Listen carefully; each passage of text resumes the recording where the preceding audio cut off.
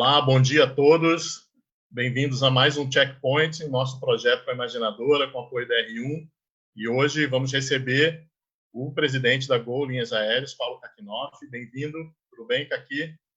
Olá, bom dia, Arthur. Bom dia, amigos. E para me ajudar aí nessa conversa, nesse bate-papo, temos o Juarez Neto, CEO do Grupo Ancoradouro, que está em Campinas. Tudo bem, Ju? Tudo e com vocês. Prazer estar participando aqui com vocês. Bom dia a todos. Joia. Vamos ver quais são aí as perspectivas da aviação, né? Quais são os planos da Gol aí para essa retomada que todos nós sabemos que vai ser lenta, vai ser gradual. Já tivemos algumas informações da Gol desde a semana passada sobre o número de voos, quanto mais de 1.000 sais com o Kakinoff. Kaki, eu queria começar, a gente se reuniu no começo do ano e você ia fazer uma palestra no Fórum Panrotas exatamente sobre o overview da aviação nos próximos meses e anos, né? Qual seria o desenho aí? A gente sabe que mudou tudo, então eu queria que inicialmente você fizesse esse overview para a gente, o que mudou, que tendências que você está vendo aí. E só lembrando que quem quiser mandar pergunta, manda para a gente pelo Facebook, pelos canais Panrotas, que a Juliana da Imaginadora está lá, a postos, mandando para a gente. Aqui com você. Legal, Arthur, obrigado. Obrigado novamente pela oportunidade. É de fato um prazer poder falar com vocês todos nesse momento onde troca de informações é tão relevante, tão fundamental, né? Fazer previsão agora, projeções, nunca foi... nesse momento, provavelmente o mais desafiador, né, para esse exercício que nós já tivemos de uma maneira geral. Esses tempos eu tenho repetido uma frase que eu gosto muito, que é, nesse momento, quem não está confuso, quem não tem dúvidas, é porque está muito mal informado, né? Eu acho bem definitiva essa frase para ler, porque a situação ela é tão fluida, ela é tão incerta, né, que eu penso ser menos produtivo os exercícios de futurologia, de profecia, e mais, né, talvez eficaz para nós, mais útil para nós, podermos olhar com base, inclusive, né, nas tendências que já vinham acontecendo, acreditando que elas devem se acelerar, né? E penso que na aviação não será diferente. Começando pelo desenho, né, do número de empresas, quais são, né, os players principais desse setor, a gente já está vendo que as seguintes tendências vão, lamentavelmente, por um lado acontecer, por outro, gerar novas oportunidades. Mas é evidente que algumas empresas, falando no aspecto global, né, algumas empresas aéreas não vão suportar a crise. A gente já teve anúncios, né, importantes de companhias aéreas que decretaram falência. Nós teremos um segundo movimento que também já está evidenciado aqui, até mesmo na América do Sul, de companhias reduzindo a sua presença, reduzindo a sua malha, se transformando em empresas menores, né, focando quase que exclusivamente na parte mais rentável da malha, e nós teremos provavelmente também processos de fusão entre empresas no mundo todo. Eu acredito menos em aquisições e mais em fusões, especialmente em função da baixa liquidez e do baixo volume de caixa que as companhias têm disponíveis nesse momento, mas as empresas podem encontrar, através da fusão, um caminho, especialmente aquelas que estão mais fragilizadas, um caminho para se viabilizar economicamente. Então, eu vejo que essas são as perspectivas, as tendências do ponto de vista da estrutura da aviação. Também me arriscaria a dizer que nós veremos uma mudança significativa na frequência e na oferta de voos internacionais, especialmente os de longo curso. A gente estima que a retomada e a recuperação para patamares pré-crise nos mercados domésticos devem acontecer num ritmo de meses, ainda que eventualmente muitos meses, mas nos mercados internacionais provavelmente nós estamos falando aí de um ritmo de anos, né? Especialmente na aviação de longo curso. Então, essas são, eu diria, as principais tendências, né, que eu me arriscaria aqui a compartilhar com todos de uma forma bastante resumida. Joia, obrigado, Kaki. Júlio, tocou em vários pontos aí que vão render perguntas aí durante a nossa live inteira. Então, eu queria que você começasse aí com a sua primeira pergunta. Perfeito. Eu acho que tudo que a gente está vivendo, né, É uma situação aí, primeiramente, mais uma vez agradeço estar participando, e eu acho que tudo que a gente está vivendo aí nesse momento é uma situação que nunca ninguém esperou, né? Eu acho que se a gente começa a falar de retomada agora, eu acho que uma das situações muito importantes que a gente está vivendo é a comunicação, né? É a comunicação em relação ao que está sendo feito nas aeronaves e nos aeroportos. A gente tem sido muito questionado com isso, a gente tem comunicado o máximo possível. Eu acho que esse efeito, né, cascata das companhias aéreas nos informando, a gente informando os agentes de viagem, isso chegando na ponta para o passageiro, eu acho que, sem dúvida nenhuma, é vital para ajudar nessa retomada, né? Então, eu queria aí, Kaki, que você pudesse falar um pouquinho para a gente, o que a Gol está fazendo, quais são as precauções que estão sendo tomadas para que o passageiro possa voar com segurança. Jores, esse é o ponto, eu diria, mais relevante agora para a gente de comunicação. Concordo totalmente com você e, por isso, eu vou me deter aqui um pouco mais na resposta,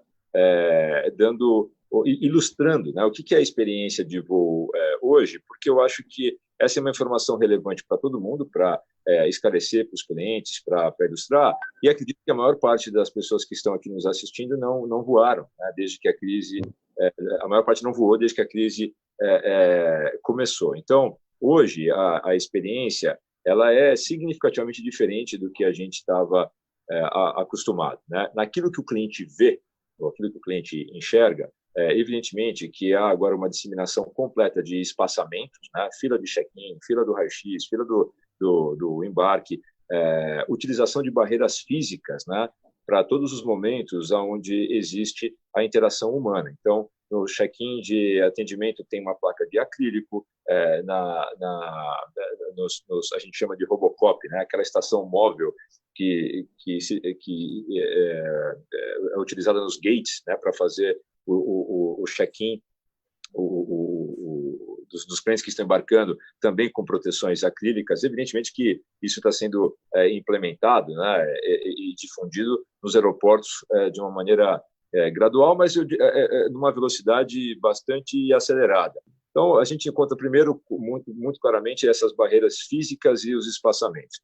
Os procedimentos de embarque também mudaram. A gente literalmente inverteu. Estamos embarcando primeiro as pessoas que estão no fundo da aeronave e vindo para frente, evitando ao máximo o cruzamento de fluxos de pessoas.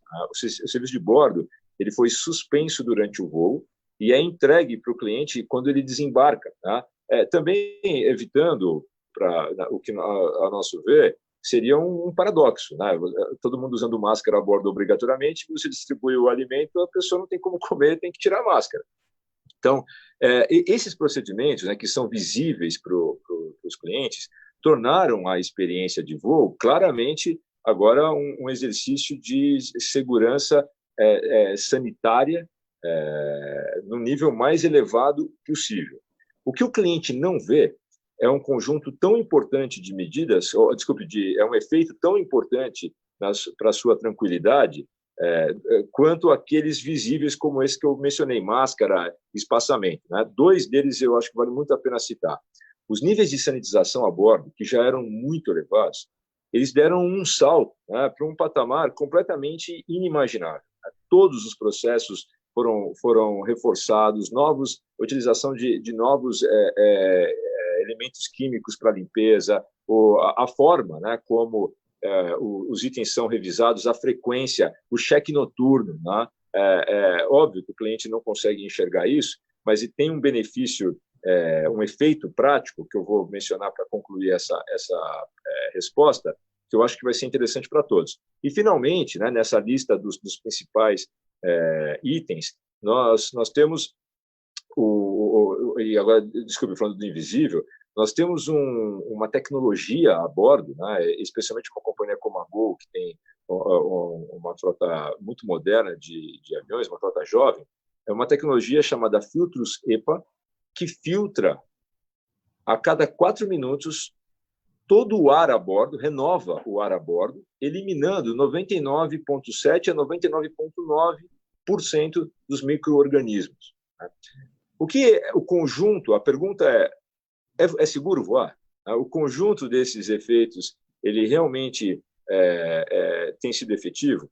E aqui eu vou compartilhar com vocês um dado estatístico que eu acho que é bem representativo do quão seguro é, né? Ou pelo menos em termos comparativos aos outros níveis de exposição que nós temos ao vírus. Nesse exato momento, existem 14 pessoas de um universo de 16 mil colaboradores da Gol, 14 desses profissionais que estão, o que a gente está chamando aqui internamente, contaminados com o vírus ativo, ou seja, estão nessa janela de 14 dias, né, onde eles foram diagnosticados com o vírus. Desses 14, 6 são tripulantes, entre pilotos e comissários. Desses 6, 3 voaram nos últimos 20 dias e 3 não voaram nessa janela dos últimos 20 dias. O que eu quero dizer? Na nossa amostra estatística, imaginem que, primeiro, né, nós temos um percentual de contaminação muito baixo. Esses 6 representam 0,1% do total de pessoas que tiveram, que trabalharam na companhia voando nos últimos 30 dias. E desses 6, 3 tiveram uma contaminação, não necessariamente a bordo, mas estavam trabalhando, o que faz ser uma possibilidade, né, que tiveram contaminação nesse ambiente. E outros 3, como eu mencionei, que não voaram nos últimos 20 dias. Então, veja que só com essa base estatística a gente vê, para dizer o mínimo, dá para afirmar com segurança que a experiência de voo não expõe mais o passageiro ou o cliente, de uma maneira geral, do que o risco que ele tem em outras situações do seu próprio dia a dia, né? Esses outros 3 é incerto também como foram contaminados. Pode ser que receberam alguma visita ou que foram ao mercado e tiveram exposto. Mas o nível de contaminação é muito baixo, especialmente se você observar que os 3 que estão contaminados, que trabalharam nos últimos 20 dias, eles foram expostos a 2.000 pessoas. Cada um desses tripulantes faz uma escala de 5, 6, 7 até 10 voos no intervalo de 3 dias. E esses tripulantes estão literalmente, né, cuidando do embarque e do desembarque. Então, eu considero essa uma ótima amostra, né, do quão efetivas estão sendo as medidas de proteção para todas as pessoas. O tripulante que está tão exposto teve um nível de contaminação, um percentual de contaminação tão baixo, o cliente que está fazendo um único voo provavelmente está num nível ainda maior de segurança. Então, essas medidas combinadas, elas têm sido claramente efetivas. Aqui, só para continuar nesse tema aí da segurança, são 2 coisas. A primeira que depende também da adesão do passageiro, né? Então, se a Gol tem alguma medida, como que está essa relação do comissário com o passageiro para ter adesão, né? Até a United anunciou essa semana que se o passageiro realmente se recusar, ele vai entrar numa lista de restrição de viagens temporária, e tem empresas realmente apertando essa fiscalização. E a outra coisa, tem medidas que dependem da Gol e tem medidas que dependem do aeroporto. Então, o que depende de cada uma? Por exemplo, checar a temperatura, pedir algum certificado. E isso você acha que a gente vai caminhar para isso? E dependeria de quem? Isso da companhia aérea ou do aeroporto?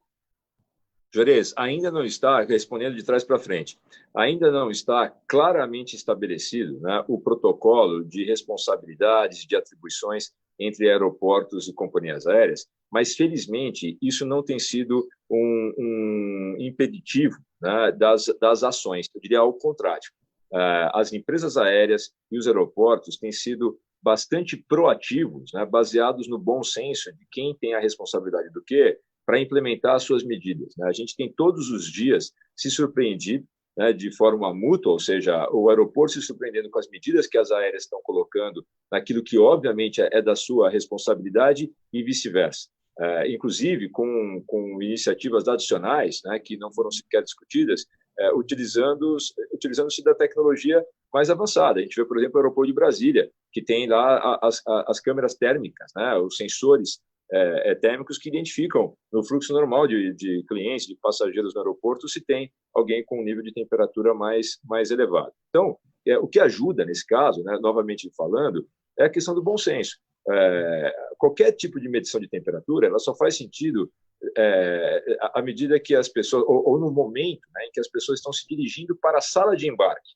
Então, não tem muita lógica, né, essa medição acontecer no gate, onde o cliente realmente está indo para o avião, se ele já ficou exposto, né, a um grupo anterior na sala de embarque, que é o primeiro lugar onde se tem uma maior concentração de pessoas. Então, os aeroportos têm, evidentemente, entendido que, caso haja, né, a medição de temperatura, ela tem que acontecer no momento antes e que é naturalmente de compreensão do aeroporto. Assim como, em contrapartida, cabe à companhia aérea, que interage com o cliente muito antes do aeroporto, garantir a comunicação dos procedimentos de segurança. Eu cito aqui ilustrativamente a máscara, né, que é o principal. Nós colocamos como um item obrigatório.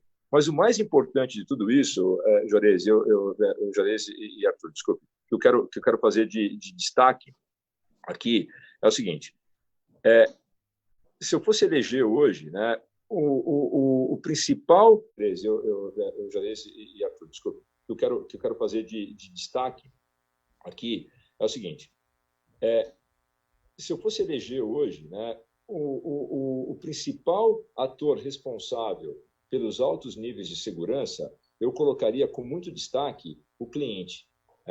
Tem sido impressionante a forma disciplinada com a qual os clientes têm respeitado as orientações. No nosso caso, no caso do aeroporto, dos colaboradores do aeroporto e dos tripulantes, esse nível de disciplina é altíssimo, mas é o que a gente espera naturalmente, porque são profissionais que estão acostumados a uma cultura de respeito absoluto às regras, né? A cultura de segurança ela já está introjectada nos profissionais da aviação de uma maneira geral. Mas quando nós determinamos, por exemplo, que o uso de máscaras para os clientes seria obrigatório, né? E vocês se lembram, nós somos a primeira companhia aérea a determinar isso, nós mesmos pensamos, bom, vamos enfrentar o efeito colateral, né, de sermos os primeiros e deveremos encontrar alguma resistência dos clientes. Nós anunciamos numa segunda-feira informando que seria válido a partir dos voos da sexta. Na terça-feira, nós já tínhamos 99% dos clientes embarcando com as máscaras, né? Então, há um nível de conscientização, de trabalho conjunto, né, de absolutamente todos esses agentes e que tem feito com que os níveis de segurança alcançados têm sido baixos. É importante, só para concluir, Arthur, que a gente não tem feito nenhum estímulo nesse momento de voo ou estímulo para que as pessoas voem agora. Nosso foco tem sido transportar com segurança aquelas pessoas que precisam voar. A gente respeita e atende de forma muito disciplinada as orientações que nós estamos recebendo dos especialistas nas 3 esferas, municipal, estadual e federal. Estou falando de infectologistas, sanitaristas e assim por diante. O momento, nessa primeira fase, pelo menos da forma como nós enxergamos, né, uma crise de 3 fases, nessa primeira fase, nós estamos trabalhando muito dedicados em garantir a segurança de quem precisa voar. Nessa primeira fase, ainda falando dessa questão aí da segurança a bordo, muito se falou que as companhias podiam bloquear o assento do meio. Isso já é um assunto que não existe mais, ou a Gol ainda tem algum trabalho para dividir melhor os passageiros a bordo? Essa é uma hipótese, a nosso ver, descabida, baseada justamente nas evidências em 2 dimensões, né? A primeira delas e a mais importante de todas. Não há qualquer tipo, justamente em função dessa tecnologia que eu havia mencionado, não há nenhum tipo de demonstração científica de que o bloqueio do assento do meio traria um nível adicional de segurança, né? Pelo menos não de forma significativa, nessa questão sanitária, né? Por vários motivos óbvios. Nem o bloqueio do assento do meio não traria o efeito da distância mínima, né, recomendada, adicional. Você não teria o mesmo efeito também no passageiro que viaja à frente, no passageiro que viaja atrás. Então, isso, até agora, né, tem sido uma ideia aparentemente prematura, né, sem um aprofundamento científico, pois quando há o aprofundamento científico não se chega a nenhuma evidência, né, de que isso de fato seria efetivo. E eu penso que além da contaminação, né, do Covid, uma das coisas que a gente tem que... uma pandemia que acontece em paralelo, que a gente tem que tomar cuidado, é aquela das conclusões precipitadas, né? As pessoas, todo mundo virou, o planeta é composto agora por 6 bilhões de infectologistas, sanitaristas. Primeiro, eu, particularmente, né, tenho muito ceticismo em relação aos exercícios de futurologia, não consigo dar muito crédito, né, para especialistas em situações inéditas, né, que a gente está vivendo agora. Não há paralelo no planeta com o que a gente está vivendo. Então, o que realmente é importante é, juntos, estudarmos, analisarmos, discutirmos, termos o contraponto e desenharmos, né, o que, de fato, é efetivo, o que, de fato, com base na ciência, ou eventualmente até numa demonstração empírica que possa ser guardar alguma lógica com os fatos, com a realidade, a gente desenhar o que de fato funciona. A segunda dimensão, né, que vai, na nossa visão, inviabiliza completamente essa proposição, é a econômica, né? Limitar ou reduzir em 1/3 a capacidade produtiva das aeronaves, o número de assentos disponíveis, faria com que o nível da tarifa para viabilizar o voo economicamente geraria um de 2 efeitos. Ou o voo não decolaria, porque não há demanda para esse patamar de tarifa, ou ainda a gente teria uma redução, uma queda adicional de load factor, né, que tornaria o acesso à aviação por tarifas tão elevadas ainda mais restrito às classes A e B, né, do que a gente normalmente vê. Então, mesmo as empresas que aventaram fazer isso, estão fazendo em rotas específicas, que já provavelmente não teriam grandes loads, mas não há na aviação nenhuma, pelo menos eu não acredito isso como uma tendência significativa, uma solução que venha para ficar. Júlio, deu várias dicas aí para a sua próxima pergunta. Vamos lá. Aqui, falando um pouco aí da retomada, né, se a gente já pode dizer assim, de retomada, é o que a gente, acho que o mercado está querendo escutar um pouco, nada específico, obviamente, porque futurologia a gente não tem, não vai conseguir saber para que lugar ou região específica a Gol vai voltar. Mas eu queria que você falasse um pouquinho do aumento da malha agora para julho. A gente tem visto que a Gol está se posicionando aí com bastante voos a mais. Eu queria que você falasse um pouco de uma forma mais abrangente, não nada específico, regiões, mas quantos voos mais ou menos a gente poderia ter aí em julho? A gente ouviu falar em cerca de 200 a 250 voos, versus os 800 e poucos voos pré-Covid. É mais ou menos isso? Eu vou também me permitir novamente fazer uma resposta um pouquinho mais longa, no espírito do que eu disse agora há pouco, né? Quero muito compartilhar com vocês a nossa visão, até para que ela possa ser criticada, apontada onde nós estamos estimando, né, na visão de vocês, de uma maneira equivocada, o daqui para frente, né? E com isso compartilhando os números com vocês, a nossa visão, já fazendo aqui uma observação óbvia, que a margem de erro é muito grande, né? A situação da crise é absolutamente fluida, mas eu fico feliz em compartilhar como nós estamos vendo, pensando e planejando, para que vocês possam, inclusive, nos ajudar a aprimorar essa forma de enxergar, né? Então, como eu estava dizendo, nós olhamos para o setor aéreo, essa crise se desenvolvendo em 3 fases. A primeira, compreendida entre o primeiro caso que nós tivemos lá, 26 de março, né, logo na quarta-feira de Carnaval, e que vai durar até o momento em que haja um relaxamento, né, significativo nas medidas de distanciamento social que foram estabelecidas pelos governos, né?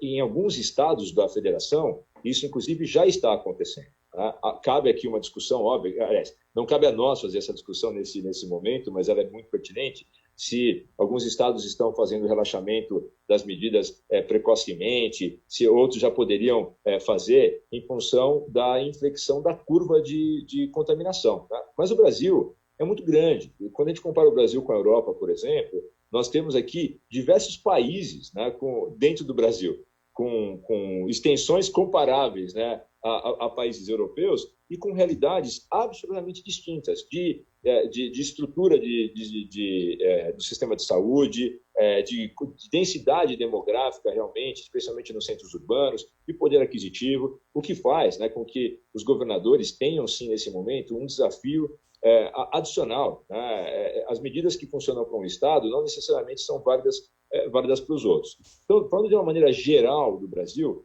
eu acredito que nós iniciamos a fase agora de transição entre a primeira e a segunda fase, tá?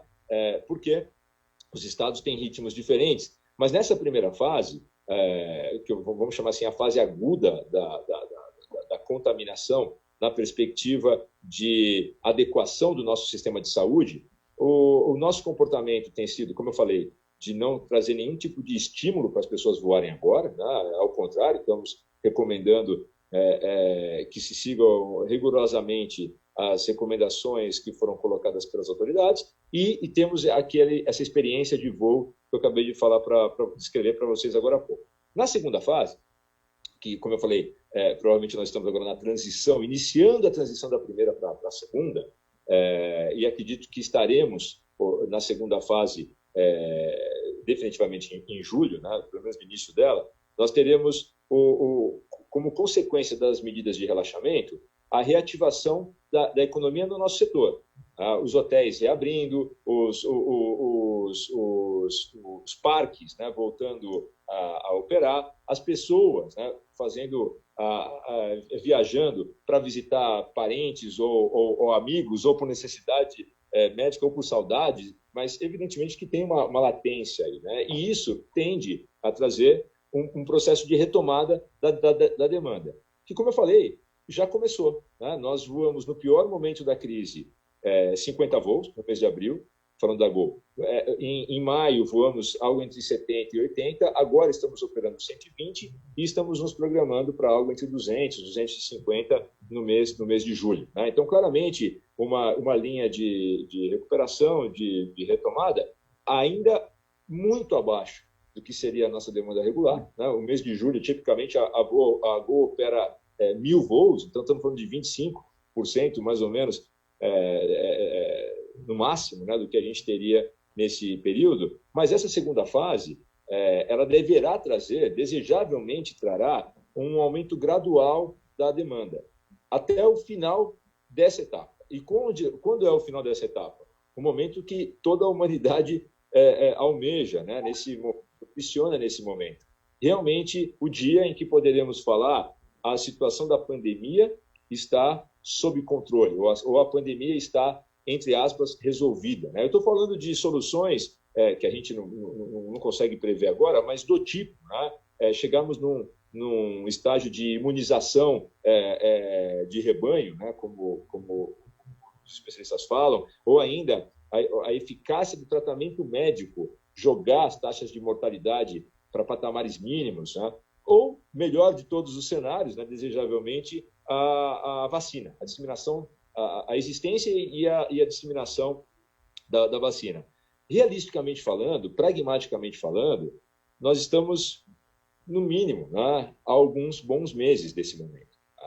A nossa estimativa é que essa segunda fase dure mais do que a primeira, né, que aí está em torno de 3 ou 4 meses. É provável que essa segunda fase dure mais, né? E nessa segunda fase, nós continuaremos tendo uma experiência de voo, né, de aeroporto, de hotelaria, muito parecida com essa que eu descrevi para vocês agora há pouco, ou seja, essas medidas todas estarão mantidas, mas mais estímulos para que as pessoas voltem a alimentar, a utilizar essa nossa indústria do turismo.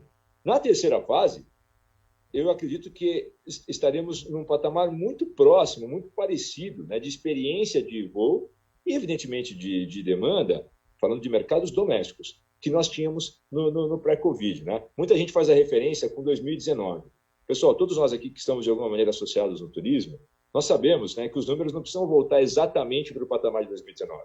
A indústria era viável em 2017, 2018, 2019. Né? Eu acho que nessa terceira fase, nós chegaremos, né, em patamares próximos ao pré-Covid quando a gente olha uma janela aberta, né? Pode ser 17, pode ser 18, não necessariamente os números de 2019, mas é um processo que deverá ser gradual e nos colocará na estimativa que nós estamos fazendo com um volume de voos no mercado doméstico em dezembro, numa faixa de 65% a 75% do que a gente teria normalmente. Perdoem a repetição, mas ela é relevante. A margem de erro de tudo que eu estou falando para vocês é muito grande, pela imprevisibilidade.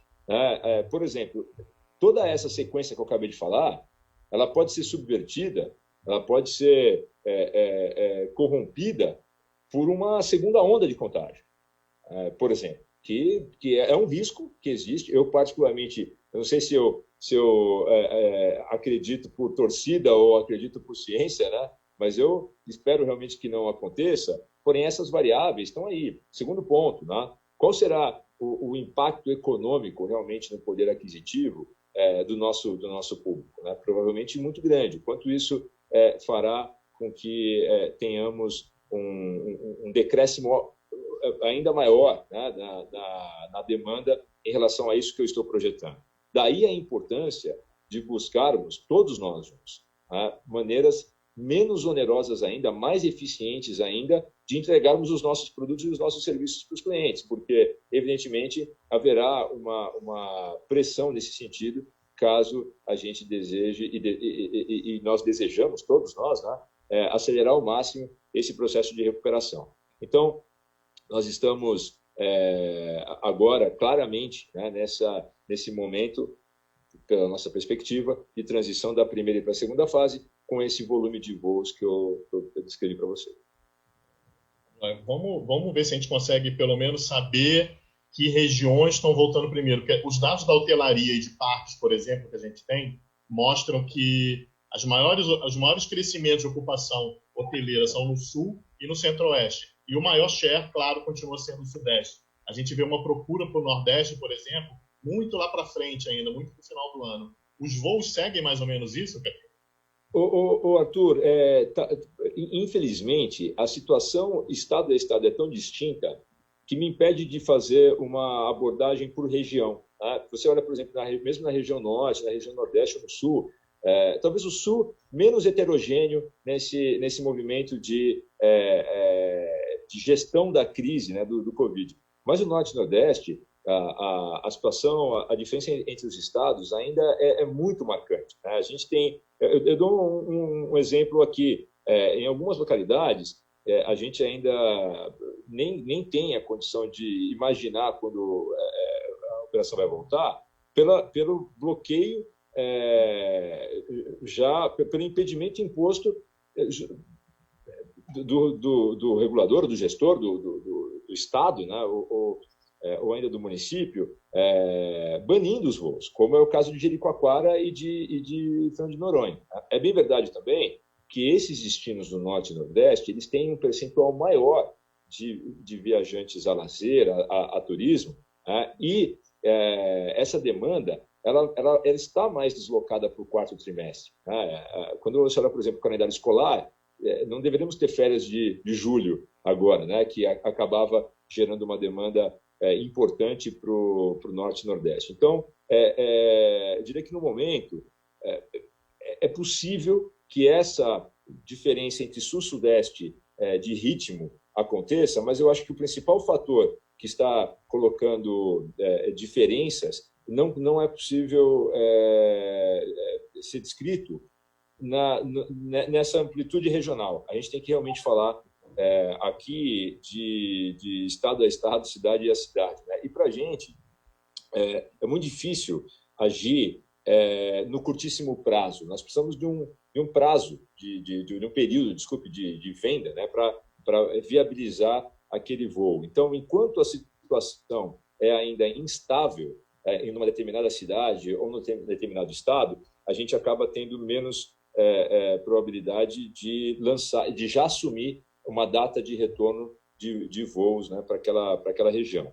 Falando de números, né, que eu acho que e procurando ser o mais rico possível na resposta à pergunta, no Brasil todo, eu tenho aqui anotado, mercado doméstico, em julho do ano passado, nós operamos em julho de 2019, nós operamos 53 bases. Agora, em julho de 2020, nós estamos planejando operar 45 bases. Falando de mercados, né, todo, eram 154 mercados, e agora nós estamos falando de 103. Uma boa notícia é que a gente tem tido a capacidade, e nessa granularidade que eu mencionei, né, de ou cidades ou estados que já demonstram uma maior capacidade e uma demanda suficiente para receber voos. A gente acabou, através da parceria com a Voipaz, acabou de anunciar a retomada dos voos para Araguaína, para Barreiras, para São José do Rio Preto, para Rio Verde, para Araçatuba e para Dourados. Você viu que tem aí, essas cidades estão bem espalhadas aqui no território nacional. E esse deverá ser o principal fator determinante do ritmo de retomada dos voos e das bases, em função do estágio, né, de controle da pandemia e, evidentemente, de haver a demanda em função da sazonalidade natural ou ainda da retomada dos negócios. Talvez uma boa notícia que eu possa deixar é que, nesse momento, a gente projeta estar voando no verão, agora digo na alta temporada, dezembro, janeiro, para todas as localidades que a gente operava no mercado doméstico antes da crise. Então vamos para a pergunta mais difícil. E o internacional? A gente vê que a Argentina tem limitação até setembro, Chile também está com limitações, e a Gol tinha uma malha muito boa, por exemplo, para o Caribe, né? Inclusive com alguns fretamentos, com alguns parceiros. É possível dizer que teremos voos para o Caribe no verão, tipo República Dominicana, outros destinos? Arthur, já me fala direto qual é o destino que você quer voar, que eu vou para o Caribe. Sem rodeios. O pessoal quer passar férias de verão no Caribe. Vai ter aqui. Quer tomar um sol, né? Vamos lá. Internacional, América do Sul.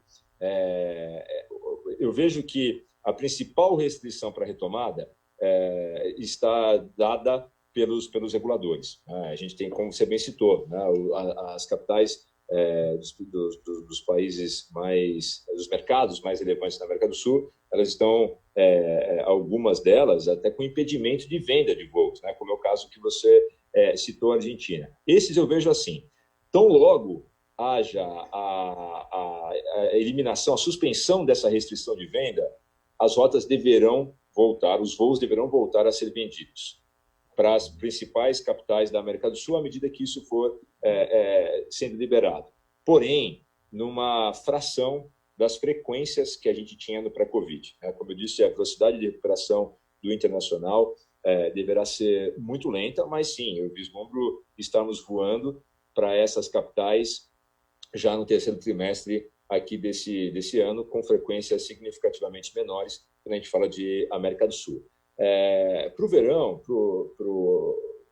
falando da alta temporada, né, e especialmente aí os destinos de praia, internacionais de praia na América Latina, eu vejo sim que teremos operação, ou vislumbro, né, que teremos operação nesse momento, porém é bem provável que o percentual de voos fretados seja maior, significativamente maior do que a gente tinha em relação aos voos regulares. A gente sente que uma tendência importante nessa temporada será as tratativas entre os países, óbvio, estou falando no nosso nível, né, no nível do turismo, mas será as tratativas para viabilizarmos rotas e frequência em função do próprio trade, né, a estrutura das aéreas com os resorts, com os hotéis, ou até mesmo com os governos em algumas localidades, para estabelecer a retomada. Eu vejo que a gente vai ter essa característica, sim, eu tenho expectativa de termos os voos para o Caribe no próximo verão, mas eu acho que a gente vai ter muitas operações que serão estruturadas através do próprio trade. Bom, agora vamos iniciar uma fase que a gente quer ver que medidas que a Gol está tomando daqui para frente para essa retomada ser cada vez melhor. Esperamos, né, você falou de várias variáveis, esperamos que a vacina chegue e que derrube várias das nossas previsões, mas, como você falou, a gente não pode contar com essa vacina aí tão cedo. Lá na sua fala inicial, uma das tendências você falou que são as fusões, as parcerias, e a gente acabou de ver 2 dos seus concorrentes se unindo no Brasil, falando que vão atuar mais na capilaridade regional, né? Então, vai ter um acordo de code share aí da Azul com a Latam.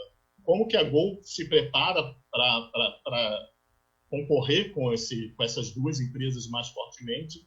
E como que você vê esses acordos na própria Gol ou em outras empresas pelo mundo? Como eu tinha mencionado antes, Arthur, eu vejo isso em linha, né, com a tendência que a gente tinha falado. Tende a ser algo, eu diria, bastante benigno, né, para o setor como um todo, porque esse tipo de arranjo ele induz a racionalização, né, e o maior desafio do setor agora, falando especificamente do aspecto econômico, é rapidamente fazer uma adequação entre oferta e demanda, né? O que realmente representa a maior ameaça para o caixa das companhias e consequentemente, para as suas respectivas sustentabilidades econômicas, é esse descasamento, né? O descasamento no nível da indústria como um todo e, evidentemente, na granularidade de cada uma das companhias aéreas. Então, nós, inclusive, temos, desde que o anúncio foi feito, a gente tem colocado isso de uma maneira bem clara, né? Recebendo como algo, um movimento natural e positivo, como consequência do Covid, né? As próprias empresas têm dito que esse acordo seria inimaginável no pré-Covid, né? Eles foram muito vocais em colocar esses pontos. Então, a exemplo do que está acontecendo e que deverá acontecer, a meu ver, no resto do mundo, as empresas tendem a se juntar por necessidade para se viabilizarem economicamente nesse momento de crise.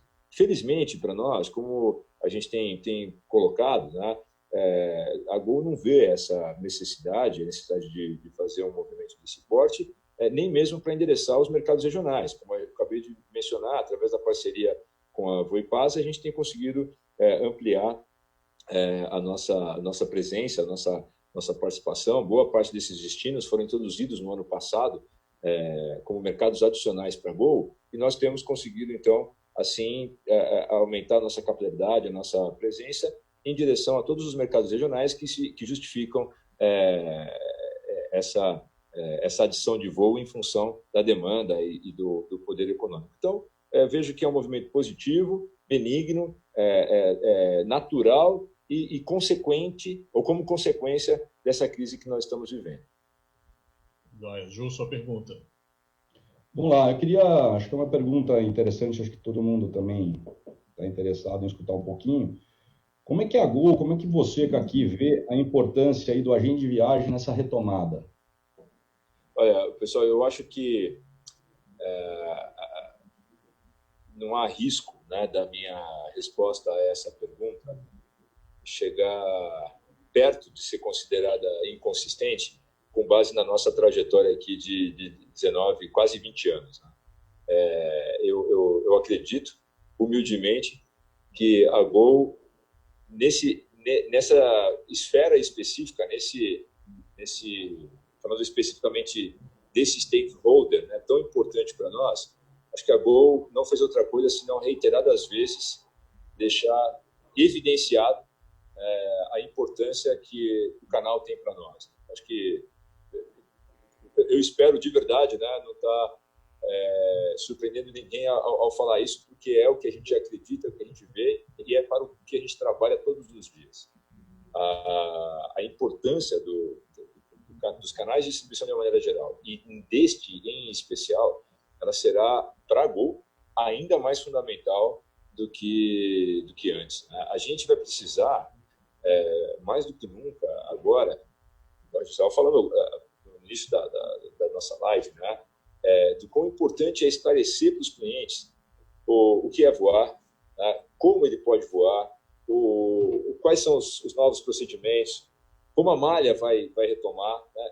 Eu acho que a combinação de interlocução de confiança nunca foi tão importante entre a aérea e o cliente final, né? E para fazer essa interlocução da melhor maneira possível, não existe um canal melhor, justamente pela forma humanizada, pelo histórico que vocês têm de relacionamento com os clientes, pela capacidade, né, de ser, até em muitos casos, né, uma visão, um aconselhamento crítico para o cliente. O nível de credibilidade que tem é altíssimo, né? Então, o Edu, Enzo, todo o nosso time comercial, a gente trabalha para sermos merecedores da confiança de vocês, a ponto de vocês se sentirem confortáveis de falar: eu recomendo voar Gol, eu quero voar Gol, eu quero. Então, para a gente, não só de fundamental importância, como eu me sinto absolutamente confortável, né, de falar sobre isso, porque eu tenho convicção que encontra eco e subsídio na própria história que cada um de vocês tem conosco. Aqui pegando um gancho nessa questão comercial, uma das coisas importantes hoje é essa flexibilidade das políticas comerciais, de remarcação, de ter umas regras mais flexíveis. Você acha que isso vai durar quanto tempo? Veio para ficar ou a aviação vai voltar a ter regras mais rígidas aí de bilhetes? Arthur, eu acredito que alguma flexibilização adicional pode até ficar, mas a tendência é, com o tempo, nos aproximarmos ao que a gente tinha, justamente porque o maior desafio, ou o fator que mais dificulta a viabilização econômica do voo é a imprevisibilidade. Tá? Quando esses dispositivos, eles não são criados, evidentemente, para penalizar o cliente. Seria um contrassenso, é um paradoxo. É a nossa única fonte de receita, é quem mais a gente quer, ao contrário, beneficiar e agradar.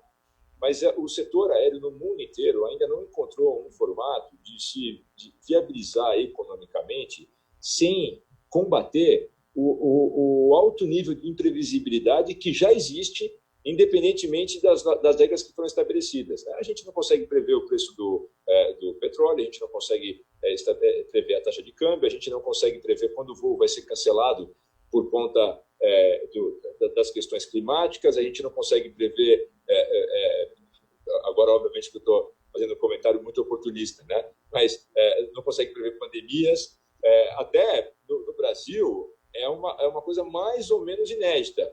Na Ásia, as companhias aéreas já estão mais experientes, né? Aconteceram outras vezes de serem afetadas significativamente por conta de epidemias, né? A gente lembra da gripe suína, da gripe aviária, né? O SARS. Então, é só para ilustrar oportunisticamente todas as variáveis, né, que impedem a previsibilidade. O cliente, não tendo um estímulo desse sentido, que é o estímulo de haver uma penalização econômica para ele, caso não haja, ele não siga o que ele mesmo nos disse que era o seu planejamento, dificulta muito a viabilização econômica do voo. Óbvio que a gente já oferecia e continuará oferecendo a possibilidade do cliente adquirir um bilhete, tá, por um valor não muito elevado em relação ao bilhete básico, que permite ele flexibilizar o voo, alterar da maneira que ele quiser. Mas eu vejo que essas regras, né, que induzem, estimulam o cliente a desempenhar a demanda da forma como ele nos disse que faria, ou seja, naquela data, naquele período, é uma componente que eu não vejo como desaparecer, mesmo no período pós-Covid. A gente pode ter mais flexibilizações, né? E vai acontecer, especialmente porque nós estamos falando ainda de uma fase de transição. Mas essa terceira fase, eu acho que tem uma tendência de voltar mais próximo do que era. Certo. Na semana passada, vocês fizeram uma atualização para os investidores e tinha muita informação financeira, de caixa. Eu queria que você resumisse para uma linguagem mais fácil para o nosso leitor, para o nosso ouvinte aqui, como que a Gol se preparou financeiramente para os próximos meses e aí citar também como que está a negociação com o governo via BNDES para o famoso crédito aí para as empresas aéreas. Perfeito. A gente, de uma forma muito resumida, falando dos grandes números da companhia, né? Quando essa crise começou, imagine que a Gol vinha com um ritmo de receita mensal, somando, né, todo o sistema, ali na casa de 1 bilhão a 1 bilhão e 200 milhões de reais de receita. De repente, isso cai para a casa de 50 a 70 milhões de reais mês, e a companhia se vê, né, eu estou falando ali no dia zero, né, no momento zero, num custo fixo mensal de aproximadamente 500 milhões de reais.